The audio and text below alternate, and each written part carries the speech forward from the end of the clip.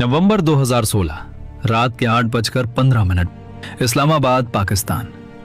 एक बेहद खुफिया और सुरक्षित तहखाने में आज जश्न का माहौल था। वहां पाकिस्तान की खुफिया एजेंसी ISI का major Iqbal, underworld don Dawood Ibrahim और खनानी भाई बैठे हुए थे। उनके सामने टीवी स्क्रीन चल रही थी, लेकिन उनका असली ध्यान बाहर खड़े उन दर्जनों ट्रकों पर था जो बस कुछ ही घंटों में रवाना होने वाले थे। इन ट्रकों में कोई हथियार, बम या बारूद नहीं था। इन ट्रकों में भारत को अंदर से खोखला कर देने वाला एक ऐसा जहर भरा था जिसे पकड़ना किसी भी सेना के लिए नामुमकिन था। इन ट्रकों में भरे थे 60,000 करोड़ रुपए के बिल्कुल असली दिखने वाले जाली भारतीय नोट। सब कुछ उनके मास्टर प्लान के हिसाब से चल रहा था। अगले दिन सुबह 4 बजे ये खेप नेपाल बॉर्डर पार करके हिंदुस्तान में दाखिल होने वाली थी। तभी अचानक टीवी स्क्रीन पर एक ब्रेकिंग न्यूज फ्लैश होती है और भारत के प्रधानमंत्री नरेंद्र मोदी राष्ट्र को संबोधित करने के लिए स्क्रीन पर आते हैं। कमरे में सन्नाटा छा जाता है और फिर पीएम मोदी के मुंह से निकले एक फैसले ने उस तहखाने में ऐसा भूकंप ला दिया कि कुछ ही मिनटों बाद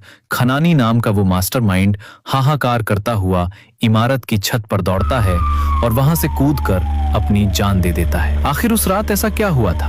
कैसे भारत के national security adviser NSA Ajit Doval और एक अंडरकवर रॉ एजेंट ने बिना एक भी गोली चलाए दुश्मन के 60,000 करोड़ के नापाक मंसूबों को रद्दी के कागज में बदल दिया? इस स्पेशल एपिसोड में हम आपको बताएंगे भारत के उस सबसे बड़े और खामोश सर्जिकल स्ट्राइक की अनसुनी कहानी, ऑपरेशन ग्रीन लीफ। इस खौफनाक साजिश की असल शुरुआत होती है 26 मई 2014 से, जब नरेंद्र मोदी ने भारत के प्रधानमंत्री पद की शपथ ली थी। मोदी जी के शपथ लेते ही ISI के मेजर इकबाल और कई आतंकवादी ग्रुप्स ने नेपाल बॉर्डर के जरिए 60,000 करोड़ रुपए की जाली करेंसी भारत भेजने का मास्टर प्लान बनाया। उनका इकलौता मकसद था भारत में तबाही मचाना और देश की अर्थव्यवस्था को नष्ट करना। दरअसल इससे पहले खनानी भाई इस्लामाबाद के एक मदरसे में बैठकर दाऊद इब्राहिम और मेजर इकबाल के साथ मिलकर ये खेल काफी समय से खेल रहे थे। साल 2013 तक वो 11,000 करोड़ रुपए के जाली नोट हिंदुस्तान भेज चुके थे और हैरानी की बात ये थी कि उनका एक भी नोट पकड़ा नहीं गया था। उनका पहला टारगेट था कि किसी भी तरह मोदी जी प्रधानमंत्री न बन सके। आतंकवादियों को नोटों के कुछ टेक्निकल इनपुट्स भारत के ही कुछ गद्दारों और पुराने सिंडिकेट से मिल रहे थे, जिनकी एक ही शर्त थी कि मोदी चुनाव नहीं जीते। लेकिन जब 2014 में मोदी जी चुनाव जीत गए तो उस रात इस्लामाबाद के तहखाने में बैठे दाऊद इब्राहिम का खून खौल उठा। दाऊद ने गुस्से में कहा कि उनके 11,000 करोड़ पानी में चले गए क्योंकि उन्होंने गलत लोगों पर भरोसा किया था। उसी रात उन्होंने तय किया कि इस बार 11,000 करोड़ नहीं बल्कि सीधे 60,000 करोड़ रुपए भारत भेजे जाएंगे। और इस बार सिर्फ पैसा नहीं बल्कि साथ में भयानक हिंसा भी फैलाई जाएगी ताकि देश एक साथ 2 मोर्चों पर लड़ते हुए घुटनों पर आ जाए। मेजर इकबाल ने इस 60,000 करोड़ की रकम को भारत में घुसाने के लिए नेपाल बॉर्डर का रास्ता सुझाया था। प्लान ये था कि नेपाल से ये पैसा सीधे उत्तर प्रदेश में घुसेगा और यूपी में इस पैसे को रिसीव करने की जिम्मेदारी दी गई कुख्यात बाहुबली गैंगस्टर अतीक को। अतीक का गुंडों का जाल इतना बड़ा था कि अगर पैसा उसके रास्ते से जाता तो पूरे हिंदुस्तान के चप्पे चप्पे में बिखर जाता। लेकिन मेजर इकबाल को एक बहुत बड़ा डर सता रहा था। उसने 2015 में दाऊद के सामने अपनी चिंता जताते हुए कहा कि अगर 2017 के यूपी चुनाव में सत्ता योगी आदित्यनाथ के हाथ में चली गई तो यूपी में अतीक समेत उनका पूरा नेटवर्क खत्म हो जाएगा और नेपाल बॉर्डर वाला रास्ता हमेशा के लिए बंद हो जाएगा। ये सुनकर दाऊद ने साफ अल्टीमेटम दिया। तो नवंबर 2016 आखिरी मौका है। इसी के साथ 9 नवंबर 2016 की वो खौफनाक तारीख तय कर दी गई जब ये 60,000 करोड़ की पहली बड़ी खेप नेपाल बॉर्डर से यूपी में घुसनी थी। भारत में हाल ही में उरी सर्जिकल स्ट्राइक हुई थी और पूरा देश जोश में था। उस दोपहर भारत के national security adviser NSA Ajit Doval अपने दफ्तर के आंगन में टहल रहे थे। तभी उनके एक अधिकारी ने आकर उन्हें ये खौफनाक खबर दी कि पाकिस्तान 60,000 करोड़ के नकली नोट भारत भेजने की तैयारी कर रहा है। ये सुनते ही डोभाल जी एक पल के लिए सन्न रह गए। उन्होंने कहा, 60,000 करोड़, ये बहुत बड़ी रकम है। अगर ये पैसा हिंदुस्तान आ गया तो बाजार हिल जाएगा, लोग डरेंगे और देश की स्थिरता टूट जाएगी। डोभाल ने तुरंत अपने अधिकारी को आदेश दिया कि हमारे उस स्पाई जासूस से संपर्क करो और पता लगाओ कि 60,000 करोड़ के नोट छप चुके हैं या अभी छपने बाकी हैं। ये स्पाई कोई और नहीं बल्कि रॉ के एक बेहद होनहार और खतरनाक undercover agent major Mohit Sharma थे। मेजर मोहित कोई आज के जासूस नहीं थे। वो कई सालों से पाकिस्तान में रहकर लियारी गैंग में पूरी तरह शामिल हो चुके थे। वो खनानी भाइयों और मेजर इकबाल के साथ कंधे से कंधा मिलाकर काम करते थे और दुश्मन उन्हें अपना ही आदमी समझकर उन पर अंधा भरोसा करता था। डोभाल का आदेश मिलते ही मेजर मोहित ने खनानी और इकबाल के साथ एक मीटिंग फिक्स की और एक मनोवैज्ञानिक चाल चली।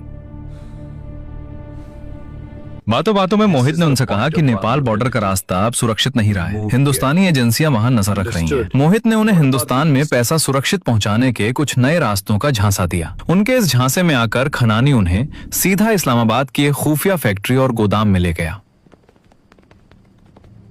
जब मोहित ने गोदाम के अंदर देखा तो उनकी आंखें खुली रह गईं। वहां करोड़ों रुपए के जाली नोट बंडलों और थैलों में भरे हुए रवाना होने के लिए बिल्कुल तैयार रखे थे। नोट छप चुके थे और मेजर मोहित ने अपने चेहरे पर कोई भाव लाए बिना ये सारी जानकारी अपने दिमाग में दर्ज कर ली।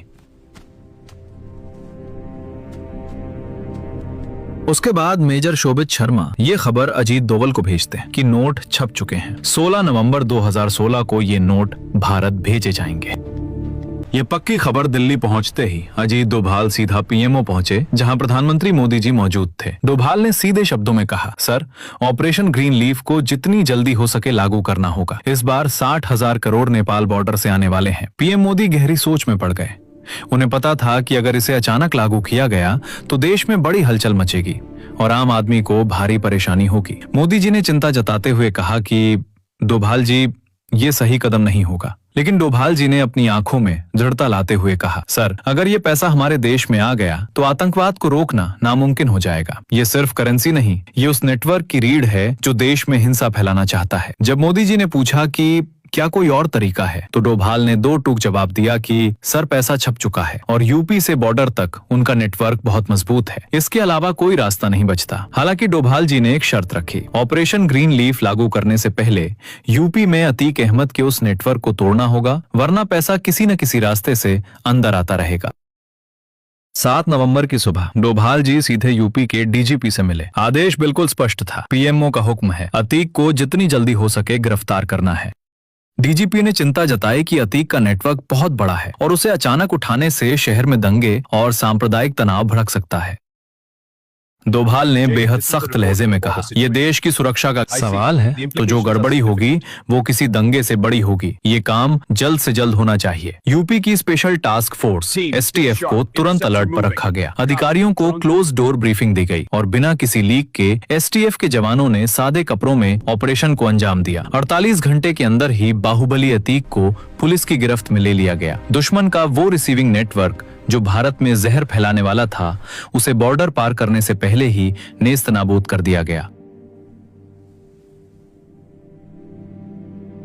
कहानी वापस लौटती है 8 नवंबर 2016 की उस खौफनाक रात पर। रात के 2 बजे इस्लामाबाद की उस खुफिया फैक्ट्री में करोड़ों के जाली नोटों के बंडल ट्रकों के खुफिया हिस्सों में भरे जा चुके थे। पैकिंग इतने शातिराना तरीके से की गई थी कि बॉर्डर की चेकिंग में ये बिल्कुल आम मालवाहक ट्रक लगे और किसी को शक तक ना हो।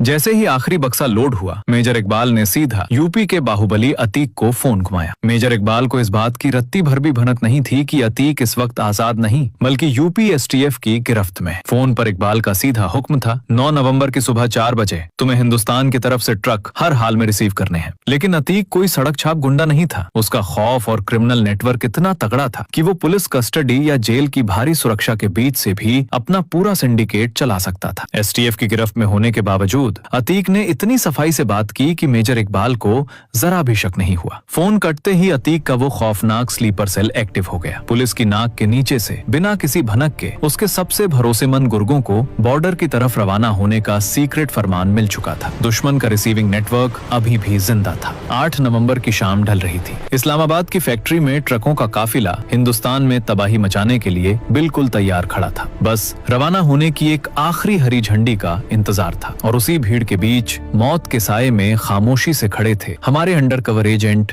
मेजर मोहित शर्मा। उनके चेहरे पर वही पुराना मुखौटा था, लेकिन उनका दिमाग इस पूरी तबाही की पल पल की रिपोर्ट दिल्ली पहुंचा रहा था।